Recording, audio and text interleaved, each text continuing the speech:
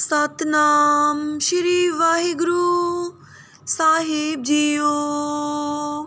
सोरठ महला पहला घर पहला अष्टपदियाँ चौतुकी। एक ओंकार सतगुर प्रसाद। दुविधा ना पढ़ो हर बिन होर न पूजो, मड़े मसान ना जाई। तृष्णा राच न पर कर जावा, तृष्णा नाम बुझाई। घर भीतर कर गुरु दिखाया, सहज रते मन पाई।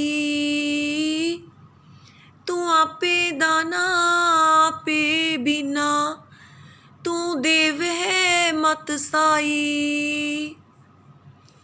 मन बैराग रतो बैरागी, शब्द मन बेद्या मेरी माई। अंतर जोत निरंतर बाणी, साचे साहिब स्यों लिबलाई।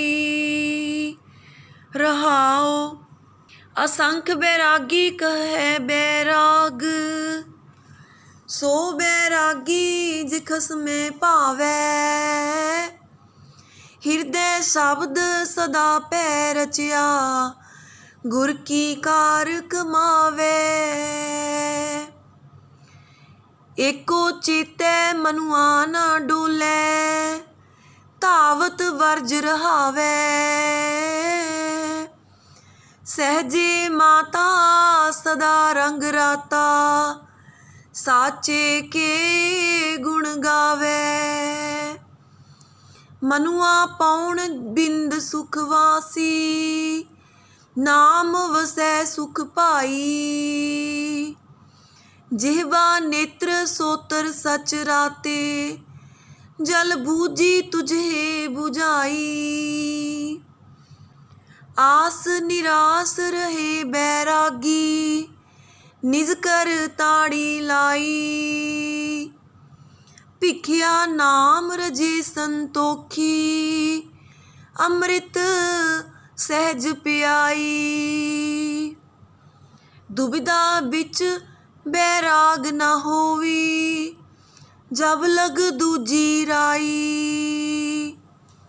सब जग तेरा तू एको दाता, अवर ना दूजा पाई। मनमुख जंत दुख सदा निवासी, गुरमुख दे वड़ियाई। अपर अपार अगम अगोचर, कहणे कीम ना पाई। सुन समाद महापरमारथ, तीन पवन पत नामं। मस्तक लेख जिया जग जोनी, सिर सिर लेख सहामं। कर्म सुकर्म कराए आपे, आपे भगत दृढ़ामं। मन मुख झूठ लहै पैमानं, आपे ज्ञान अगामं। जिन चाख्या सेई साध जानं, ज्यो गुंगे मठियाई। अकथै का क्या कथिए पाई, चालो सदा रजाई। गुरदाता मेले तामत होवे, निगुरे मत ना काई। ज्यो चलाए त्यो चाल है पाई, होर क्या को करे चतुराई। एक भरम भुलाए एक भगती राते, तेरा खेल अपारा। जित तुद लाए तिहा फल पाया, तू हुक्म चलावण हारा। सेवा करी जे किछ होवे, अपना जियो पिंड तुम्हारा। सतगुर मिलिए कृपा कीनी, अमृत नाम आधारा। गगनंतर वास्या गुण परगास्या, गुण मह ज्ञान ध्यानं। नाम मन भावै कहे कहावै, तत्तो तत् वखानं।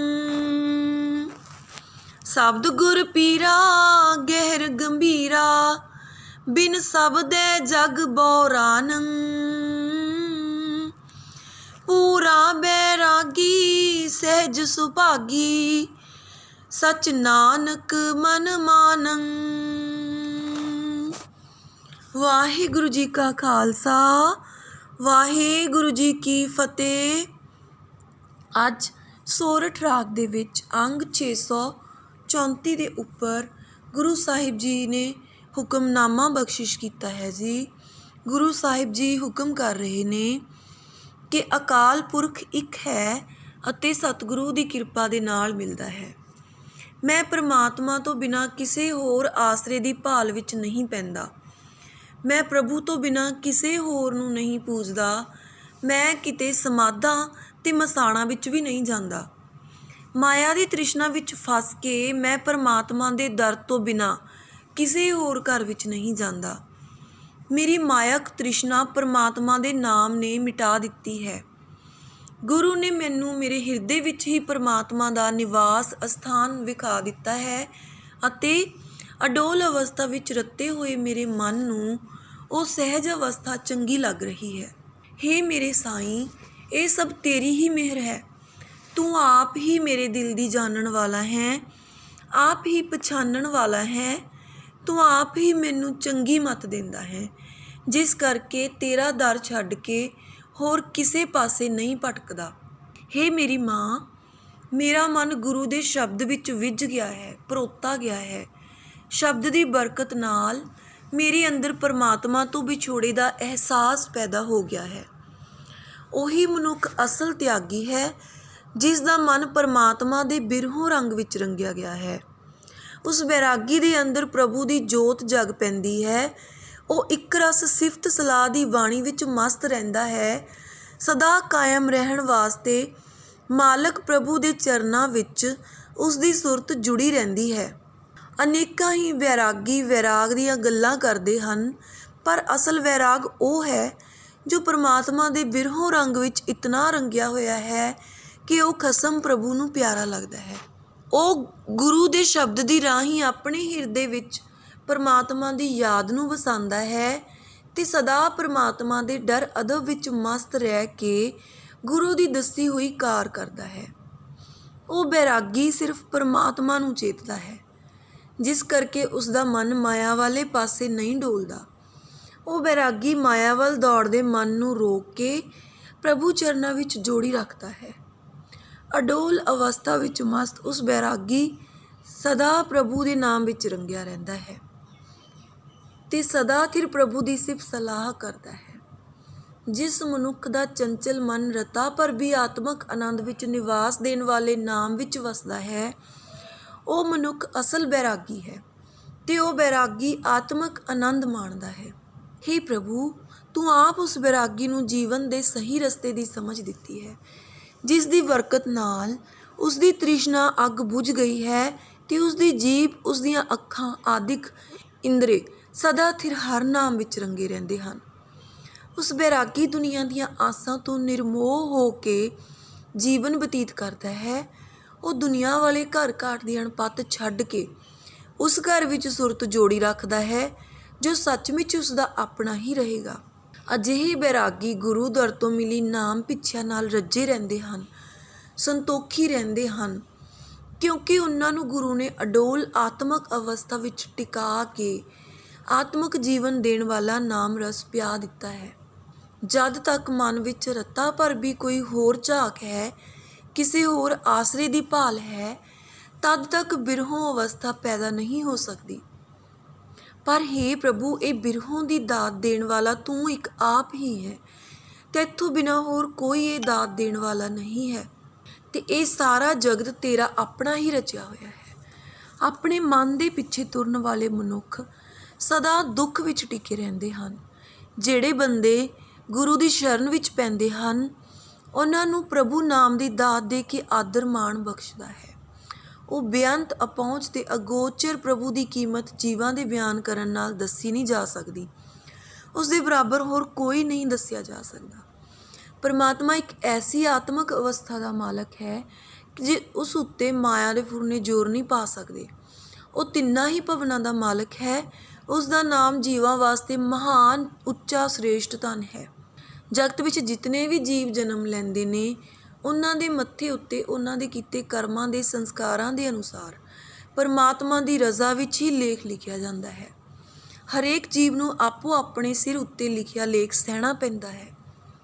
ਪਰਮਾਤਮਾ ਆਪ ਹੀ ਸਧਾਰਨ ਕੰਮ ਤੇ ਚੰਗੇ ਕੰਮ ਜੀਵਾਂ ਪਾਸੋਂ ਕਰਾਉਂਦਾ ਹੈ। ਆਪ ਹੀ ਜੀਵਾਂ ਦੇ ਹਿਰਦੇ ਵਿੱਚ ਆਪਣੀ ਭਗਤੀ ਦ੍ਰਿੜ ਕਰਦਾ ਹੈ। ਅਪਹੁੰਚ ਪ੍ਰਭੂ ਆਪ ਹੀ ਜੀਵਾਂ ਨੂੰ ਆਪਣੀ ਡੂੰਘੀ ਸਾਂਝ ਬਖਸ਼ਦਾ ਹੈ। ਸੱਚਾ ਵੈਰਾਗੀ ਪਰਮਾਤਮਾ ਦੇ ਡਰ ਅਦਬ ਵਿੱਚ ਗਿੱਝ ਜਾਂਦਾ ਹੈ। ਉਸ ਦੇ ਮਨ ਦੇ ਵਿੱਚ ਤੇ ਮੂੰਹ ਵਿੱਚ ਪਹਿਲਾਂ ਜੋ ਵੀ ਵਿਕਾਰਾਂ ਦੀ ਨਿੰਦਾ ਆਦਿਕ ਦੀ ਮੈਲ ਹੁੰਦੀ ਹੈ ਉਹ ਦੂਰ ਹੋ ਜਾਂਦੀ ਹੈ। ਜਿਨ੍ਹਾਂ ਮਨੁੱਖ ਨੇ ਪਰਮਾਤਮਾ ਦੇ ਨਾਮ ਦਾ ਰਸ ਚੱਖਿਆ ਹੈ ਉਹੀ ਉਸ ਦਾ ਸਵਾਦ ਜਾਣਦੇ ਹਨ। ਉਹ ਦੱਸ ਨਹੀਂ ਸਕਦੇ, ਜਿਵੇਂ ਗੂੰਗੇ ਮਨੁੱਖ ਦੀ ਖਾਧੀ ਮਠਿਆਈ ਦਾ ਸਵਾਦ ਗੂੰਗਾ ਆਪ ਹੀ ਜਾਣਦਾ ਹੈ। ਹੇ ਭਾਈ, ਨਾਮ ਰਸ ਹੈ ਹੀ ਅਕਥ, ਬਿਆਨ ਕੀਤਾ ਹੀ ਨਹੀਂ ਜਾ ਸਕਦਾ। ਮੈਂ ਤਾਂ ਸਦਾ ਇਹੀ ਤਾਂਘ ਰੱਖਦਾ ਹਾਂ ਕਿ ਉਸ ਪ੍ਰਭੂ ਮਾਲਕ ਦੀ ਰਜ਼ਾ ਵਿੱਚ ਤੁਰਾਂ। ਪਰ ਰਜ਼ਾ ਵਿੱਚ ਤੁਰਨ ਦੀ ਸੂਝ ਵੀ ਤਦੋਂ ਹੀ ਆਉਂਦੀ ਹੈ ਜੇ ਉਸ ਗੁਰੂ ਉਸ ਦਾ ਤਾਰ ਪ੍ਰਭੂ ਨਾਲ ਮਿਲਾ ਦੇਵੇ। ਜਿਹੜਾ ਬੰਦਾ ਗੁਰੂ ਦੀ ਸ਼ਰਨ ਨਹੀਂ ਪਿਆ ਉਸ ਨੂੰ ਇਹ ਸਮਝ ਰੱਤਾ ਭਰ ਵੀ ਨਹੀਂ ਆਉਂਦੀ। ਕੋਈ ਆਦਮੀ ਆਪਣੀ ਸਿਆਣਪ ਦਾ ਮਾਣ ਨਹੀਂ ਕਰ ਸਕਦਾ। ਜਿਵੇਂ ਜਿਵੇਂ ਪਰਮਾਤਮਾ ਸਾਨੂੰ ਜੀਵਾਂ ਨੂੰ ਜੀਵਨ ਰਾਹ ਉੱਤੇ ਤੋਰਦਾ ਹੈ ਤਿਵੇਂ ਤਿਵੇਂ ਹੀ ਅਸੀਂ ਤੁਰਦੇ ਹਾਂ। ਹੇ ਅਪਾਰ ਪ੍ਰਭੂ, ਅਨੇਕਾਂ ਜੀਵ ਭਟਕਣਾ ਵਿੱਚ ਪਾ ਕੇ ਕੁਰਾਹੇ ਪਾਏ ਹੋਏ ਹਨ। ਅਨੇਕਾਂ ਜੀਵ ਤੇਰੀ ਭਗਤੀ ਦੇ ਰੰਗ ਵਿੱਚ ਰੰਗੇ ਹੋਏ ਹਨ। ਇਹ ਸਭ ਤੇਰਾ ਖੇਲ ਰਚਿਆ ਹੋਇਆ ਹੈ। ਜਿਸ ਪਾਸੇ ਤੂੰ ਜੀਵਾਂ ਨੂੰ ਲਾਇਆ ਹੈ ਉਹ ਜਿਹਾ ਫਲ ਜੀਵ ਭੋਗ ਰਹੇ ਹਨ। ਤੂੰ ਸਭ ਜੀਵਾਂ ਨੂੰ ਆਪਣੇ ਹੁਕਮ ਵਿੱਚ ਚਲਾਉਣ ਦੇ ਸਮਰੱਥ ਹੈ। ਮੇਰੇ ਪਾਸ ਜੇ ਕੋਈ ਵੀ ਮੇਰੀ ਆਪਣੀ ਹੋਵੇ ਤਾਂ ਮੈਂ ਆਖਣ ਦਾ ਫਕਰ ਕਰ ਸਕਾਂ ਕਿ ਮੈਂ ਤੇਰੀ ਸੇਵਾ ਕਰ ਰਿਹਾ ਹਾਂ। ਪਰ ਮੇਰੀ ਇਹ ਜਿੰਦ ਤੇਰੀ ਹੀ ਦਿੱਤੀ ਹੋਈ ਹੈ, ਮੇਰਾ ਸਰੀਰ ਵੀ ਤੇਰਾ ਹੀ ਦਿੱਤਾ ਹੋਇਆ ਹੈ। ਜੇ ਗੁਰੂ ਮਿਲ ਪਏ ਤਾਂ ਉਹ ਕਿਰਪਾ ਕਰਦਾ ਹੈ ਤੇ ਆਤਮਿਕ ਜੀਵਨ ਦੇਣ ਵਾਲਾ ਤੇਰਾ ਨਾਮ ਸਦਾ ਜ਼ਿੰਦਗੀ ਦਾ ਆਸਰਾ ਦਿੰਦਾ ਹੈ। ਜੋ ਮਨੁੱਖ ਸਦਾ ਉੱਚੇ ਆਤਮਿਕ ਮੰਡਲ ਵਿੱਚ ਵਸਦਾ ਹੈ ਉਸ ਦੇ ਆਤਮਿਕ ਗੁਣ ਪ੍ਰਗਟ ਹੁੰਦੇ ਹਨ। ਆਤਮਿਕ ਗੁਣਾਂ ਵਿੱਚ ਉਸ ਦੀ ਸੁਰਤ ਜੁੜੀ ਰਹਿੰਦੀ ਹੈ। ਉਸ ਦੇ ਮਨ ਨੂੰ ਪਰਮਾਤਮਾ ਦਾ ਨਾਮ ਪਿਆਰਾ ਲੱਗਦਾ ਹੈ। ਉਹ ਸਦਾ ਜਗਤ ਮੂਲ ਪ੍ਰਭੂ ਦੀ ਹੀ ਸਿਫਤ ਸਲਾਹ ਕਰਦਾ ਹੈ। ਗੁਰੂ ਪੀਰ ਦੇ ਸ਼ਬਦ ਨੂੰ ਹਿਰਦੇ ਵਿੱਚ ਟਿਕਾ ਕੇ ਉਹ ਡੂੰਘੇ ਜਿਗਰੇ ਵਾਲਾ ਬਣ ਜਾਂਦਾ ਹੈ। ਪਰ ਗੁਰੂ ਸ਼ਬਦ ਤੋਂ ਖੁੰਝ ਕੇ ਜਗਤ ਕਮਲਾ ਹੋਇਆ ਫਿਰਦਾ ਹੈ। ਉਹ ਪੂਰਨ ਤਿਆਗੀ ਮਨੁੱਖ ਅਡੋਲ ਆਤਮਿਕ ਅਵਸਥਾ ਵਿੱਚ ਟਿਕ ਕੇ ਚੰਗੇ ਭਾਗਾਂ ਵਾਲਾ ਬਣ ਜਾਂਦਾ ਹੈ। ਉਸ ਦਾ ਮਨ ਸਦਾ ਸਥਿਰ ਰਹਿਣ ਵਾਲੇ ਪ੍ਰਭੂ ਦੀ ਯਾਦ ਨੂੰ ਹੀ ਆਪਣਾ ਜੀਵਨ ਨਿਸ਼ਾਨਾ ਮੰਨਦਾ ਹੈ। ਵਾਹਿਗੁਰੂ ਜੀ ਕਾ ਖਾਲਸਾ, ਵਾਹਿਗੁਰੂ ਜੀ ਕੀ ਫਤਿਹ।